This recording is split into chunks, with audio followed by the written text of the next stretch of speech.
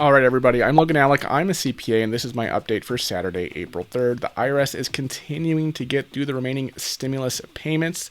Those of you on Social Security, SSI, SSDI who did not file a tax return, please check Get My Payment this weekend. IRS said Get My Payment will be updated for you all this weekend, or at least for most of you. Unfortunately, we still do not have word from the IRS on a payment date for Veterans Affairs beneficiaries. Of course, I am still looking out for that on a daily basis. One thing we do know from the IRS is that the most recent batch of stimulus payments is the first one to include plus-up payments, which are supplemental payments for people who filed their 2020 tax returns after they received their third stimulus payment, and that 2020 tax return makes them eligible for more stimulus. Let's say you're a single filer with no dependents. Your 2019 AGI was $77,000, okay? Well, a single filer with that income would only have received a check for $840 for the third stimulus payment instead of the full $1,400. But let's say you lost your job in 2020. Your income dropped to $75,000 or below in 2020, right? Then based on your 2020 tax return, you would be eligible for the full $1,400 third stimulus. So if you've already received your third stimulus, and you already filed your 2020 tax return, and your 2020 tax return made you eligible for more stimulus than your 2019 tax return that the IRS used to calculate your original third stimulus payment, the IRS may be sending you a plus-up stimulus payment as a result. You may also be in the situation if you have a new dependent who wasn't claimed on your 2019 tax return. Easiest example, you had a new child born in 2020. If you have received a plus-up payment from the IRS, please let me know in the comments below. I'd be really curious to know if anybody in my audience has received this. All right, let's get into congressional news. As you know, more and more states have been allowing the use of marijuana for medical or recreational use, but we haven't heard much from the White House on this issue through the first few months of the Biden presidency. In my view, this is a winning issue for progressives and Democrats who support it. Recent polling indicates that 2/3 or more of the American population is in favor of legalization. So it's kind of surprising that it's still on Schedule I at the federal level, the strictest classification for illegal drugs, which includes other drugs such as heroin.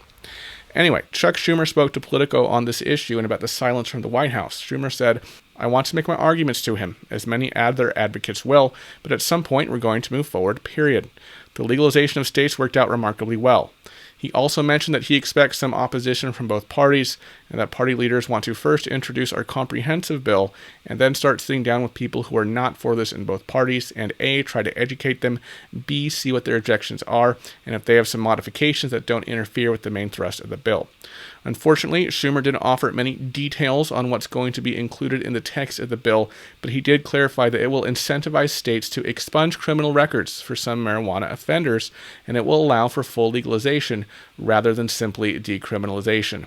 So this will be something to watch out for over the rest of the year. Biden has been behind most of his party when it comes to marijuana legalization, in my opinion. But it's hard to say whether Biden feels strong enough to hold up a bill that will likely have support from the majority of Americans. All right, everybody, there's not much happening in Washington today on this fine Saturday. Both houses are on recess. But before I sign off, I want to mention where I expect the agenda to be moving in the coming weeks. Of course, we should start to see more movement on the infrastructure plan now that Biden has announced it.